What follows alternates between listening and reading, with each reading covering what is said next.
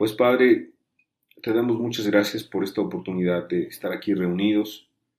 Gracias porque podemos abrir tu palabra, porque podemos pedirte que nos acompañes en este espacio, que la verdad son minutos que se van rápido y queremos aprovecharlo para poder entender algo que es eterno. Seguramente todas las parábolas que hemos estado estudiando, pues alguna nos ha hablado algo o mucho, Señor, mucho a los presentes. Gracias por todos los que se han conectado, aún los que no pueden conectarse, también ayúdale, Señor, y aún a los que están pasando por momentos muy particulares, difíciles. Tú sabes, Señor, la vida de cada uno de nosotros. Yo te ruego que hoy abras nuestro entendimiento y pues que tú te lleves la gloria como siempre, Señor, como debe ser. En tu nombre, que es sobre todo nombre, Señor Jesucristo. Amén y amén. Pues muy bien. Hoy vamos a hablar de la parábola de los convidados a las bodas. Vamos al libro de Lucas capítulo 14, en el versículo 7. Aquí doy lectura, dice la Escritura, observando cómo escogían los primeros asientos a la mesa, refirió a los convidados una parábola.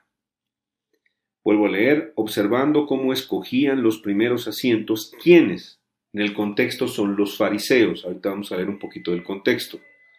Entonces los fariseos escogían los primeros asientos a la mesa, ¿no? Como los más importantes. Piénsalo así, como la cabecera, como al lado del dueño de la casa, no sé, como que escogían los mejores lugares. Entonces Jesús, viendo esta actitud, refirió a los convidados una parábola diciéndoles: cuando fueres convidado por alguno a bodas, no te sientes en el primer lugar, no sea que otro más distinguido que tú esté convidado por él. Y viniendo el que te convidó, a ti y a él, te diga: da lugar a éste, y entonces comiences con vergüenza a ocupar el último lugar.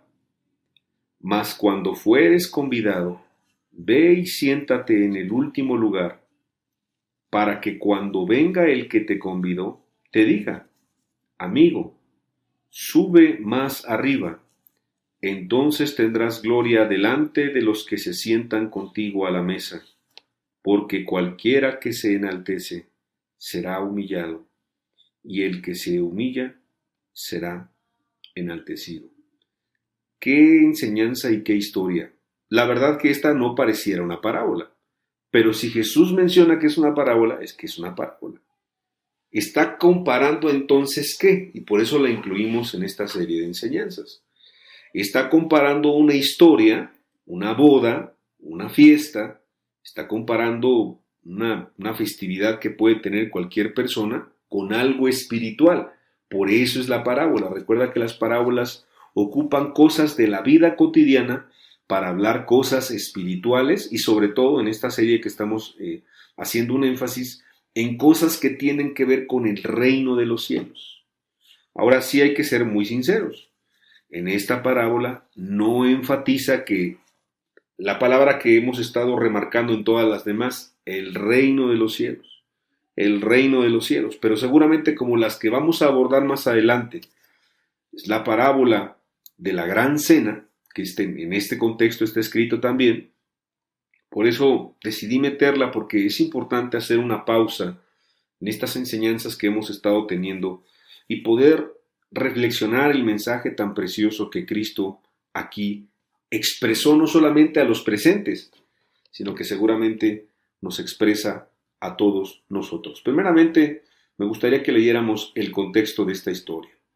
Vamos a Lucas, por favor, capítulo 14, y en Lucas capítulo 14 vamos a leer, pues desde el versículo 1, que básicamente ese sería el contexto.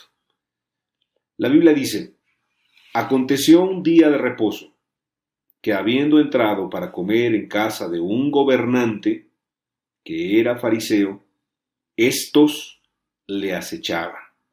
Y es muy interesante todo esto, porque obviamente cuando algo hay de Dios, cuando algo hay de Cristo, cuando algo realmente vale la pena, tú tienes que entender que va a haber oposición. Si tú has empezado a tener oposición en tu vida, con tu familia, con los más cercanos, en tu congregación, con tus amistades, mira, fíjate que eso es normal. Inclusive yo te diría que vas por un buen camino si es por causa de la verdad, ¿no? Si es por causa de la justicia. Ahora, si te va mal porque has tomado malas decisiones, decisiones pecaminosas, has tomado decisiones muy malas sin consultar a Dios, bueno, no es la persecución de Dios, sino más bien esa es consecuencia de tus mismos actos. Eso también hay que entenderlo. Pero aquí Jesús es obvio que al no haber pecado y al no hacer nada incorrecto, bueno, él por hablar la verdad, por hacer la verdad, y como dice la Escritura, pues por predicar el Evangelio, porque Jesús predicaba el Evangelio a quien él tuviera esa oportunidad. Bueno, los fariseos le acechaban. Y esta idea de acechar es como que le acechaban para poner en peligro, en riesgo, ¿no? Para atraparle, para decir, uy, hasta que te agarramos en una cosa que hiciste mal, ¿no? Para acusarlo y para pues, inventar mentiras y calumnias y todo lo que le hicieron al final. Pero ese es el contexto de lo que estamos leyendo. Aconteció un día de reposo, que habiendo entrado para comer en casa de un gobernante, que era fariseo, he aquí estaba delante de él un hombre hidrópico, o sea, tenía una enfermedad. Entonces Jesús habló a los intérpretes de la ley y a los fariseos, diciendo, ¿es lícito sanar en el día de reposo? Mas ellos callaron, y él tomándole, le sanó y le despidió. Y dirigiéndose a ellos dijo, ¿quién de vosotros, si su asno o su buey cae en algún pozo, no lo sacará inmediatamente, aunque sea en día de reposo? Y no le podían replicar a estas cosas. Ese es el contexto. Ya en sí el contexto nos da para muchas enseñanzas, como estamos hablando acerca de cómo acechaban a Cristo, de cómo le va a alguien que empieza a hacer lo correcto, tendrá persecución. Obviamente aquí la cuestión no es de quebrantar el día de reposo, sino básicamente es que en el día de reposo se puede hacer el bien y Jesucristo es el Señor del día de reposo.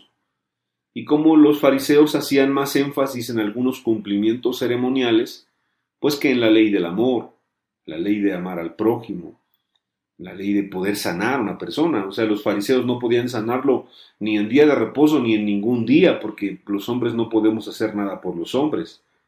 Pero Cristo, siendo Dios, se presenta y entonces, pues, hace una sanidad que para ese tiempo y para nuestro tiempo sigue siendo un milagro.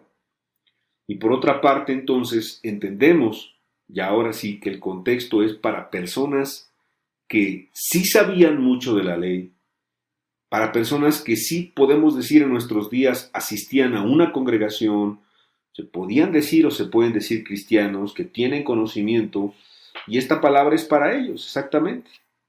O sea que muy al lugar, esta palabra puede ser para cada uno de los que estamos aquí también, porque nosotros somos personas pues que entendemos la palabra de Dios, la mayoría la ha estudiado, la ha leído varias veces, y pues que también podemos haber pertenecido o pertenecemos a alguna congregación, como los fariseos pertenecían. Entonces, creo que sí nos interesa mucho a nosotros y sobre todo porque queremos entrar al reino de los cielos, porque nosotros no queremos estar fuera. Ya todas las parábolas nos han hablado pues de que sería muy trágico estar fuera de los planes de Dios. Nadie quisiera estar en contra de Dios, nadie quisiera estar engañado. Yo creo que a estas alturas es claro. Todavía aquel que sigue escuchando, aquel que se sigue interesando por los temas y dice, no, yo sí quiero entrar al reino de los cielos. Yo no me quiero confiar. Yo no quiero ser una persona pues que diga al final de los tiempos, me perdí porque me confié. Yo creo que nadie quisiera eso. Entonces, créelo que si esa es nuestra condición, Jesús nos ha hablado y lo seguirá haciendo mientras tengamos esa disposición. Bueno, puntos importantes en esta parábola.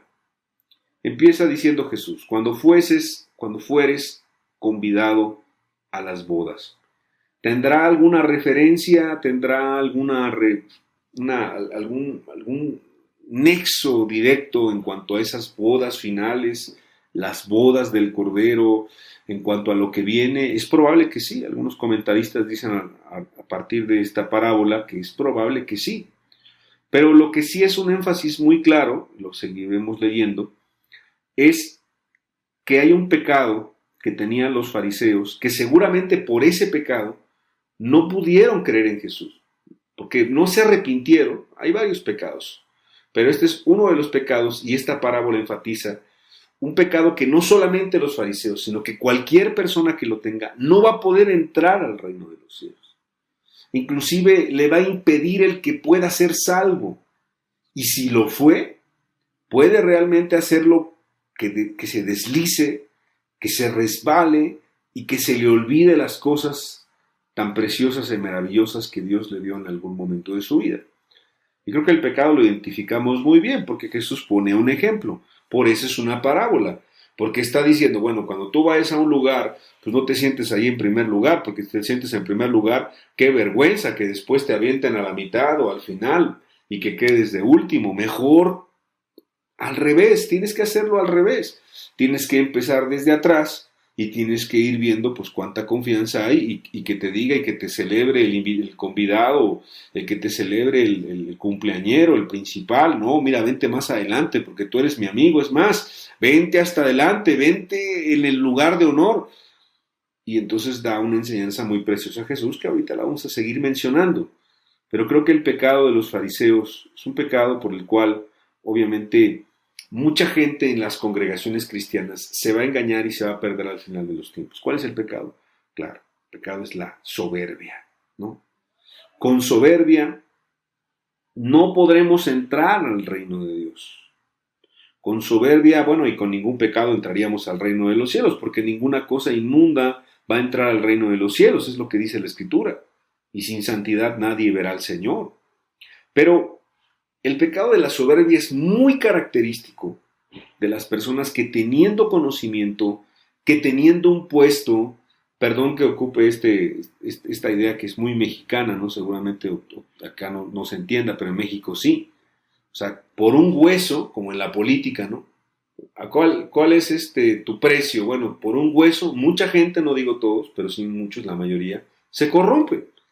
Se corrompe por un puesto, se corrompe por una dádiva, se corrompe por beneficios, no necesariamente tienen que ser económicos.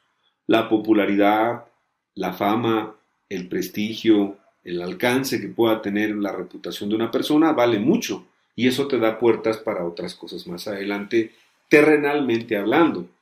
Entonces, obviamente la gente que estaba ahí, los fariseos, por eso es la historia que Jesús narra, está viendo el acontecimiento y le parece muy interesante para poder enseñarle a ellos, enseñarle al que le había invitado a ese lugar, pero enseñarnos a nosotros el día de hoy que la gente con soberbia se ve demasiado mal, pero no solamente se ve demasiado mal, esa actitud le impide entrar al reino de los cielos y esa actitud le impide poder valorar quién está sentado a la mesa con él, quién estaba ahí. ¿Quién estaba en esa celebración? ¿Quién estaba en esa cena? ¿Quién estaba en esa fiesta? ¿Quién estaba en ese momento? Estaba ni más ni menos que el mismo Hijo de Dios, el Mesías, Dios mismo hecho carne ahí para poder enseñarle el camino, para poder explicarle las verdades. Pero ellos estaban preocupados seguramente en el lugar. Ellos estaban preocupados en la reputación. Ellos estaban preocupados en su religión. Ellos estaban preocupados de no perder influencia, de no perder fama. Ya Jesús narró de los fariseos en Mateo 23. Ahí está todo, Mateo 23. Les gusta los primeros lugares. Les gusta ser visto por los hombres. Les gusta ser aplaudidos. Les gusta hacer largas oraciones, pero no porque tienen una buena comunión con Dios, sino para que la gente diga, ah, mira, qué espiritual es. Uy, mira, ¿cuánto sabe de Dios? No le daban la gloria a Dios los fariseos. Ya lo hemos leído en otra historia, en otra porción de la Escritura. Porque los fariseos amaban más la gloria de los hombres que la gloria de Dios. El otro pecado que también es claro de los fariseos, que obviamente no lo vamos a estudiar, pero sí lo menciono el día de hoy, es la cobardía. Muchos de ellos creían en Jesús, pero por temor a ser expulsados de las sinagogas, o sea, por cobardes, no seguían a Cristo. Son de los dos pecados que más tenían los fariseos, la cobardía, pero esto de la soberbia era muy evidente. Entonces Cristo como que no dejó pasar la oportunidad para poder bendecir, vuelvo a repetir, a la gente de ese tiempo y a nosotros también. Ahora, alguien puede ser soberbio y lo que te dice la historia y está muy bueno es hasta estudiando la palabra de Dios, hasta buscando a Dios de alguna manera, porque los fariseos lo buscaban de alguna manera. O sea, no creas que esto aplica a gente que no va a las iglesias, al contrario. El pecado de la soberbia es un pecado que lamentablemente se puede practicar con mucha facilidad y que tenemos que tener mucho cuidado todos los presentes. Entonces, la soberbia empieza a tener una relevancia en lo que estamos explicando el día de hoy. Bueno, tanto así que te leo algunos textos, por ejemplo, Mateo capítulo 23, versículo 12, que vuelve a repetir la misma verdad que vamos a leer aquí al final. Dice, porque el que se enaltece será humillado, y el que se humilla será enaltecido. O como el apóstol Pedro diría también en la carta, pues que tenemos que someternos bajo la poderosa mano de Dios, para cuando fuere tiempo, Él nos exalte. Y esa palabra de someternos es la palabra humillaos, ¿no? Es la palabra agáchate, arrástrate, humíllate ante la poderosa mano de Dios. Y humillado ante la poderosa mano de Dios, humillado ante su presencia, entendiendo que tú y yo no somos nada sin Dios, que separados de Dios nada podemos hacer, como también se ha mencionado en enseñanzas anteriores. Entonces, es un principio espiritual, es un principio eterno que Cristo quiso volver a recordar en esta parábola. Salmo 138, versículo 6. Porque Jehová es excelso, Él es grande, Él es supremo, Él es Dios, y Jesucristo es Dios. Y atiende al humilde. ¿A quién atiende? Al humilde. ¿A quién ayuda? Al humilde. ¿A quién escucha? Al humilde. O sea, es con los humildes que Dios se relaciona. Y lo contrario, como dice el texto, dice, más al altivo mira de lejos. No es que Dios no quiera ayudar al altivo, claro, el altivo tiene muchísima necesidad también. No es que Dios no quiera ayudar a los soberbios, pero es que no se lo permite. Porque un soberbio en ese sentido, pues no hay quien le enseñe, no hay quien le instruya. Necesita a alguien muy grande como para que le enseñe, ¿no? Pero si aún Jesucristo estuviera delante de él como lo está a través de la palabra, no quiere escuchar la palabra de Dios. Como diría la historia del rico y Lázaro. A Moisés tienen y a los profetas, a ellos óiganlos. Porque si no oyen a Moisés y a los profetas, que es la palabra de Dios escrita, pues ni aunque a una persona se levante entre los muertos le van a hacer caso, no le van a creer.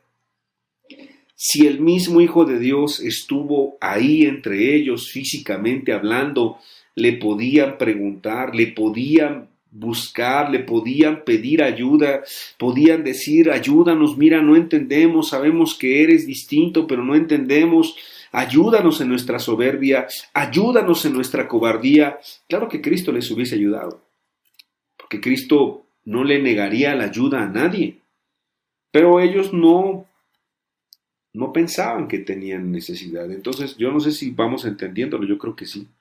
Esta plática sí habla mucho de nosotros. La verdad que aquí nadie te va a evaluar, solamente tú te vas a evaluar y Dios. ¿Cuán humildes somos? ¿Cuán humildes somos en el trabajo? ¿Cuán humildes somos con nuestra propia familia, con nuestra esposa, con nuestro esposo, con nuestros hijos? ¿Reconocemos como matrimonio cuando nos equivocamos? ¿Reconocemos como padres cuando le faltamos a nuestros hijos, les pedimos perdón? ¿Reconocemos con facilidad cuando hacemos algo mal? Pero no solamente decimos perdón, sino lo recomponemos, restituimos al agraviado, nos humillamos delante de los hombres. Un santo hombre de Dios llamado Andrew Murray, hace muchos años, en algún libro que a mí me gustó mucho, me bendijo mucho, decía algo bien interesante. La frase de Andrew Murray decía, Es fácil para el creyente humillarse delante de un Dios perfecto, de un Dios 3 veces santo, de un Dios, pues con todas las características que tiene nuestro Dios. Dice, es lo natural. Y bueno, aún así hay gente que le cuesta trabajo, pero él decía, es lo natural. Pero humillarte delante de un ser imperfecto, de un ser que te daña, de un ser que no, pues que se enferma, de un ser que es, pues que somos cualquiera de nosotros, ¿no? De tu prójimo. Humillarte delante de tu prójimo, qué difícil es. Pero decía, esa es la muestra de un cristiano, el que se humilla ante Dios y el que se humilla ante el prójimo.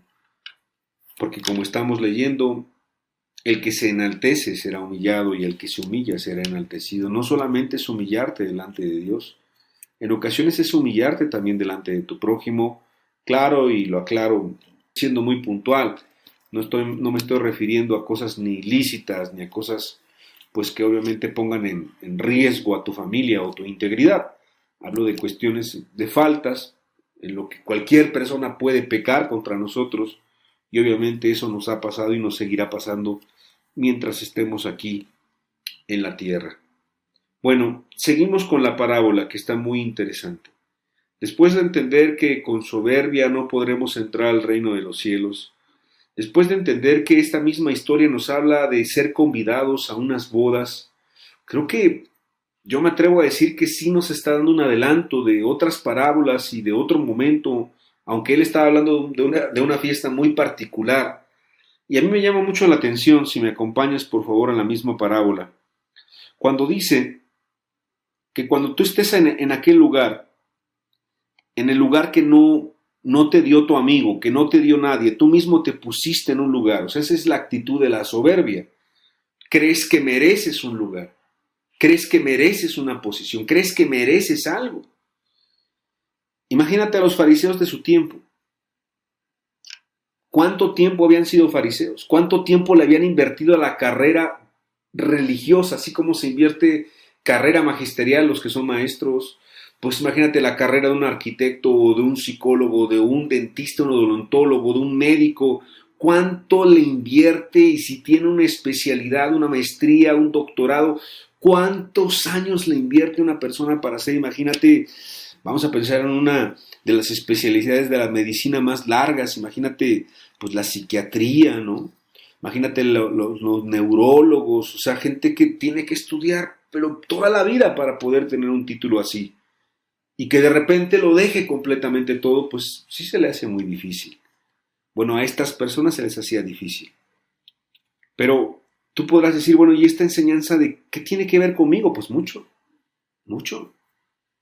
Mucho porque obviamente algunos tal vez no estén dispuestos a dejar esa posición religiosa o esos años en un grupo o ese puesto o que la gente te diga que eres importante o que eres rabí o que eres venerado.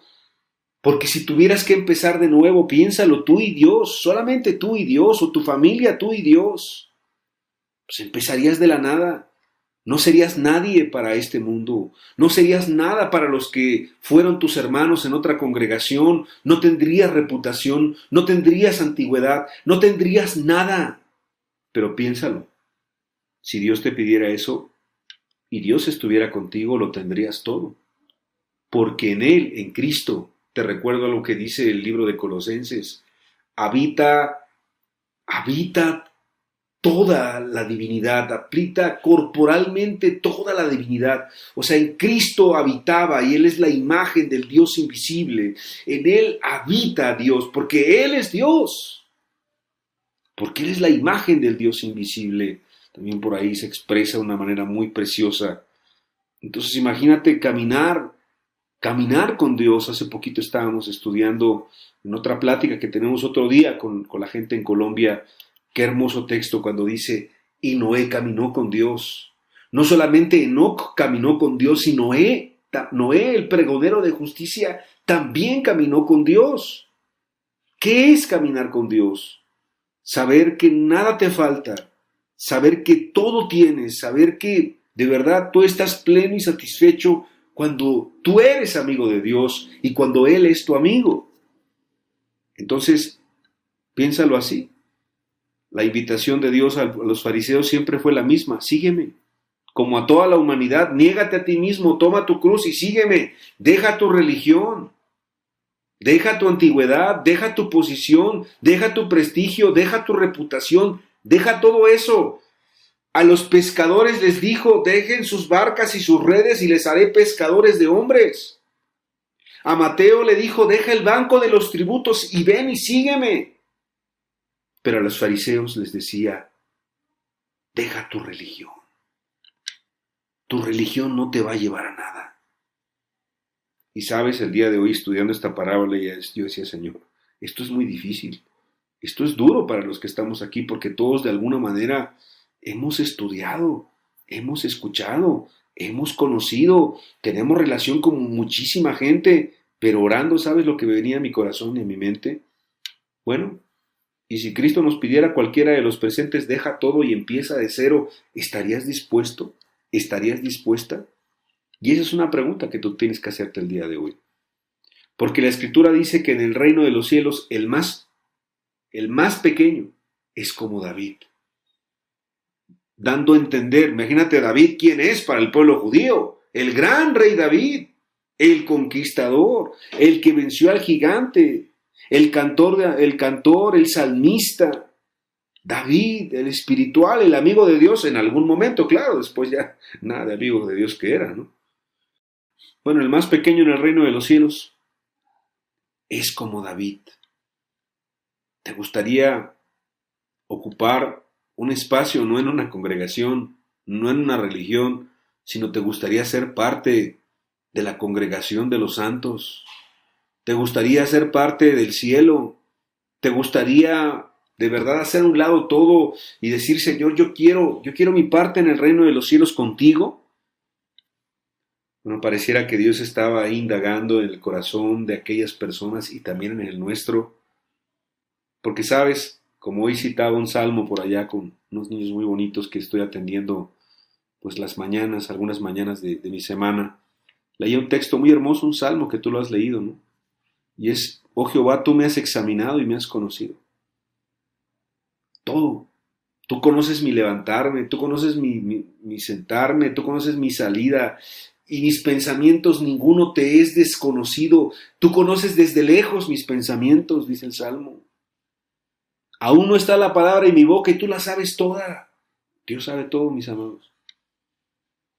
Dios sabe lo que te cuesta dejar a ti y lo que me cuesta dejar a mí. Y Dios sabe si esta enseñanza y esta parábola aplica a ti y en qué sentido aplica a ti y en qué sentido aplica a mí también. Porque recuerda que antes de que yo te comparta algo, a mí Dios ya me lo habló, y no en soberbia, sino porque a mí Dios ya me humilló y Dios ya me puso en la balanza y me dijo: mira, ¿y qué implicaría para ti? Pero aquí es: ¿qué implicaría para todos nosotros? ¿Cuál es el precio que hay que pagar para seguir a Cristo? Mejor irnos hasta el final, como dice esta parábola, y que Cristo nos llame. Algo muy interesante en esta parábola es, y sí lo comento, no por forzar la parábola ni el texto, pero sí dice que algunos serán avergonzados.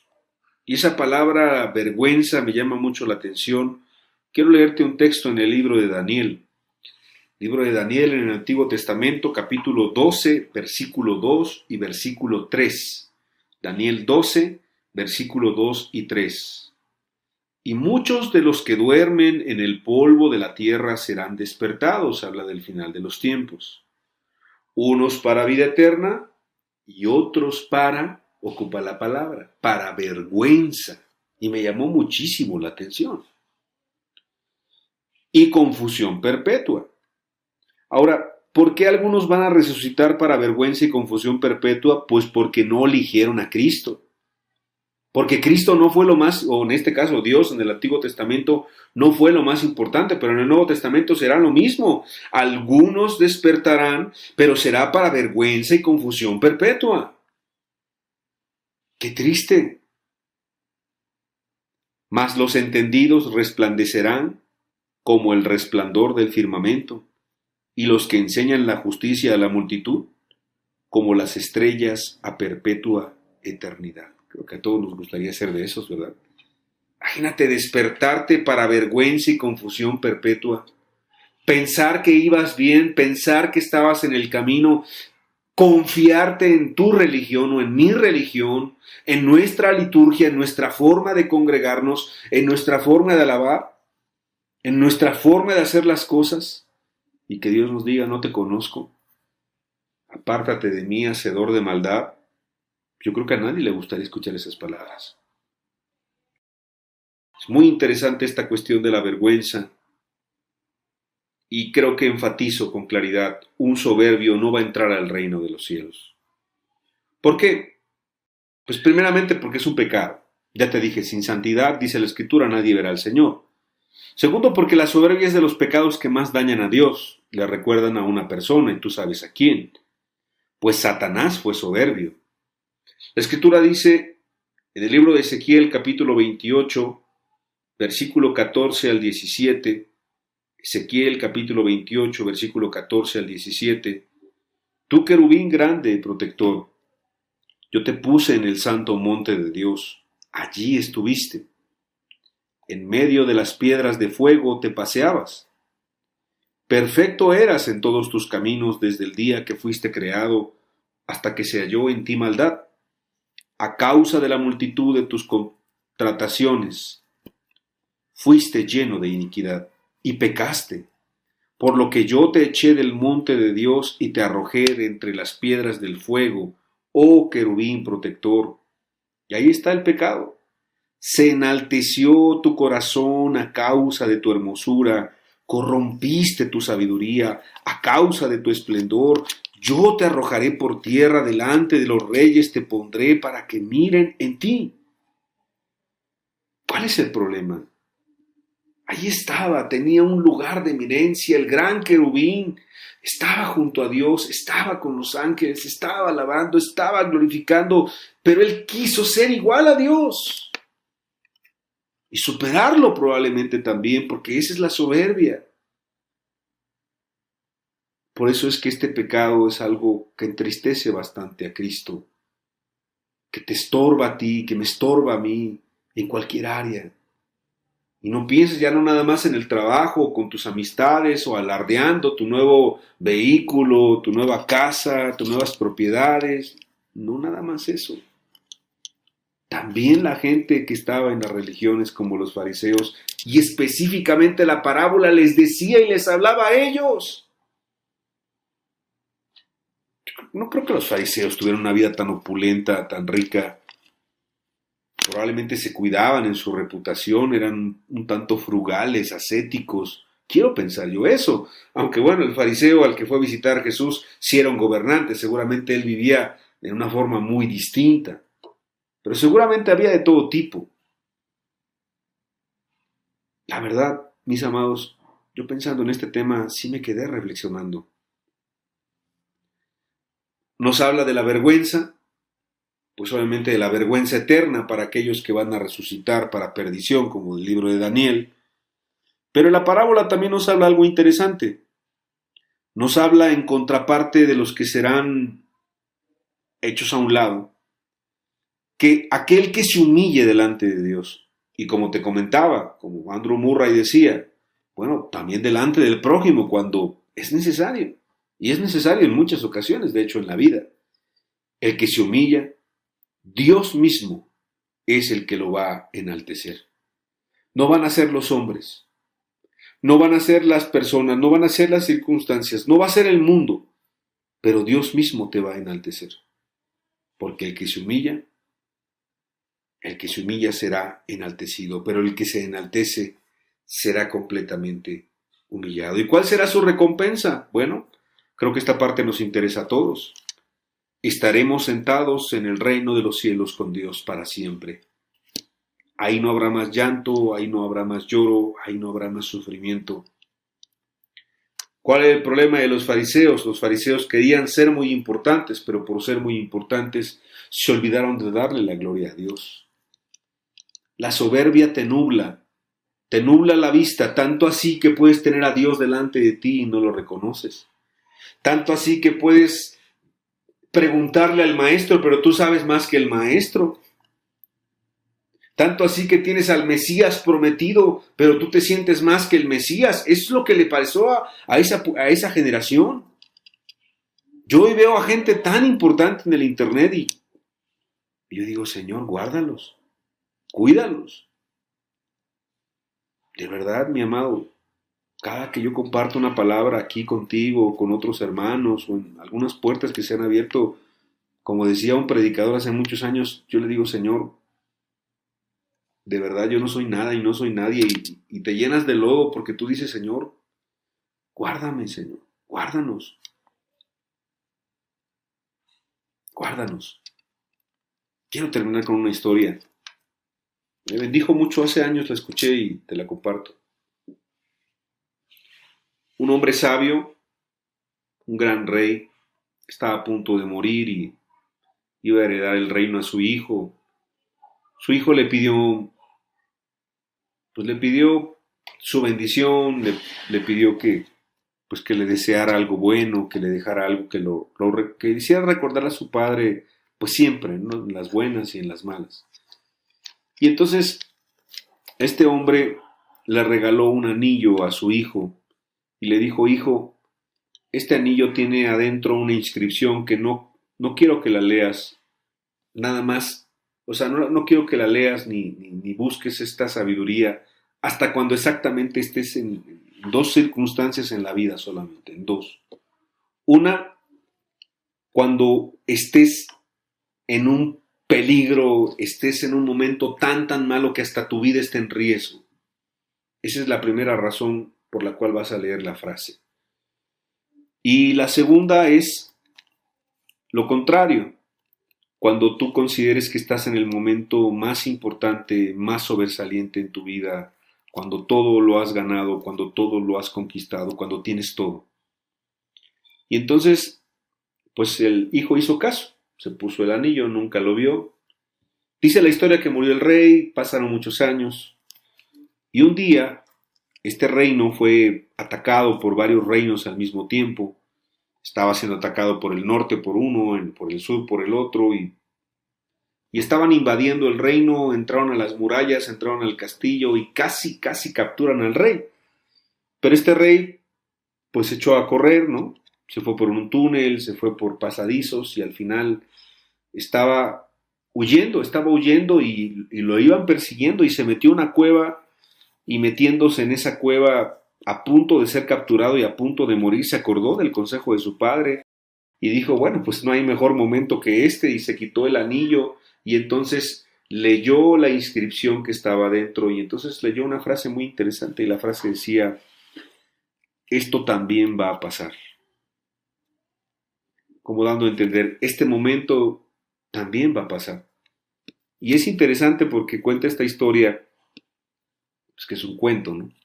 Pero es una historia interesante, que en ese momento unos reinos aliados, en ese instante antes de que capturaran al rey, llegaron al rescate y vencieron a los enemigos del rey y hubo una gran victoria y lo que iba a ser una gran derrota se convirtió en una gran victoria y el rey no solamente no murió, sino que le fue bien, ¿no?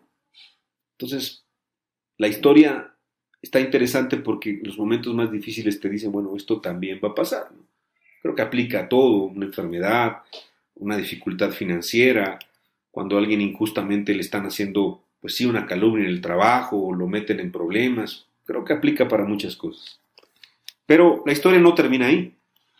Recuerda que este joven rey tenía que leer esa inscripción también en otro momento. Dice esta historia que pasaron los años, el reino se hizo grande, se hizo poderoso, vinieron las victorias, vinieron las ganancias, vinieron las glorias, los triunfos, las mieles del triunfo. Y entonces, pues el rey ya se le había olvidado. Pero uno de los amigos más ancianos que había tenido su padre, que todavía vivía, le dijo, amado rey, yo recuerdo que tu padre te dio un regalo antes de morir, y recuerdo estar muy cerca cuando tu padre te dijo que tenías que leerlo en dos circunstancias. Y entonces el joven rey se acordó y dijo, sí, tienes razón, te agradezco. Y fue muy interesante porque ahí en el pináculo, en lo más alto, en lo más grande, en lo más sobresaliente, se quitó el anillo y lo volvió a leer y pues era obviamente la misma frase. Y la frase decía, esto también va a pasar. Esto no es Biblia, mi amado, ¿no? Yo no trato de sustituir la Biblia, solamente es un ejemplo, es una historia muy interesante. Me llamó la atención.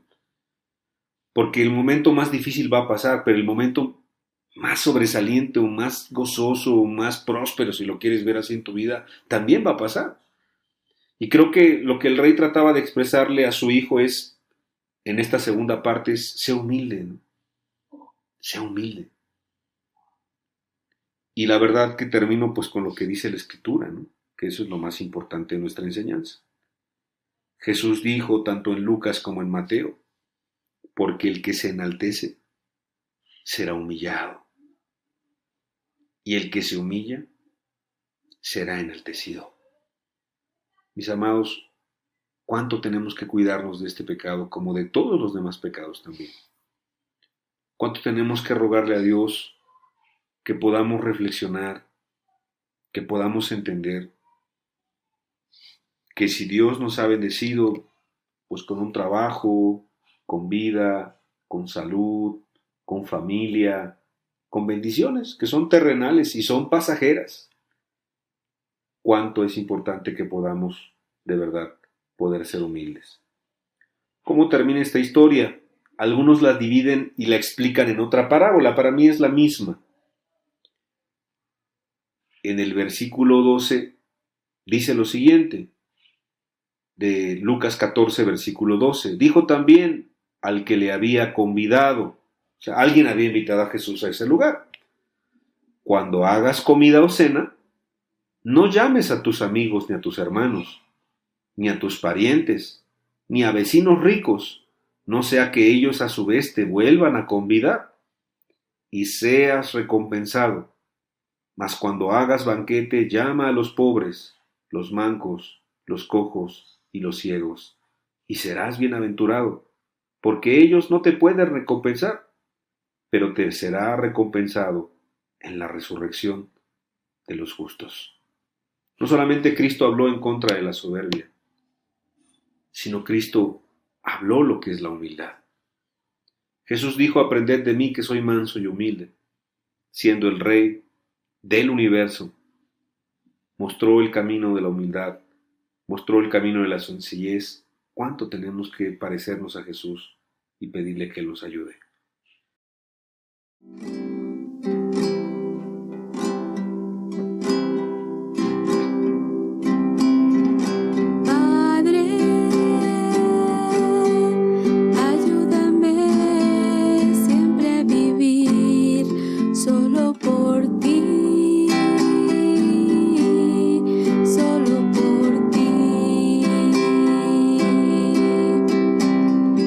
Hazme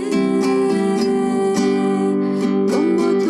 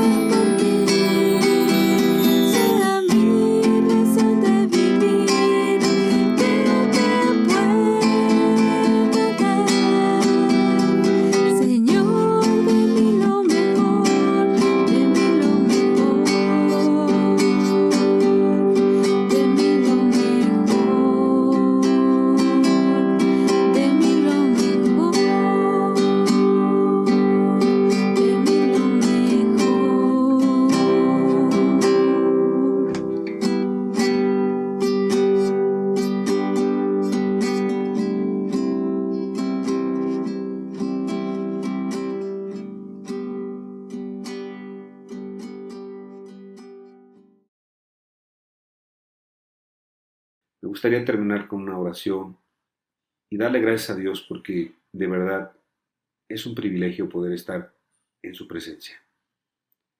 Padre, yo te doy tantas gracias por lo que hoy escuchamos. Gracias porque cada reunión tú tienes una palabra para nosotros, Señor, para nuestra vida. Ayúdanos a tomar buenas decisiones, Señor. Ayúdanos a estar a la luz de la eternidad y de tu palabra en estas parábolas que nos hacen reflexionar si estamos preparados o no estamos preparados, si vamos por un buen camino o vamos por un mal camino, Señor.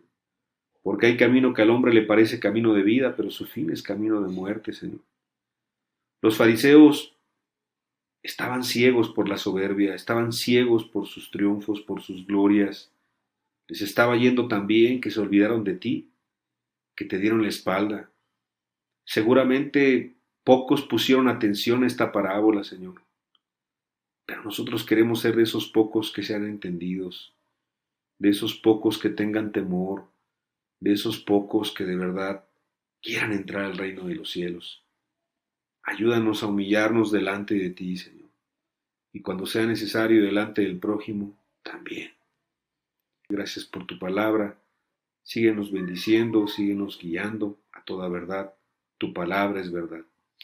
En tu nombre que es sobre todo nombre, Señor Jesús. Amén y amén.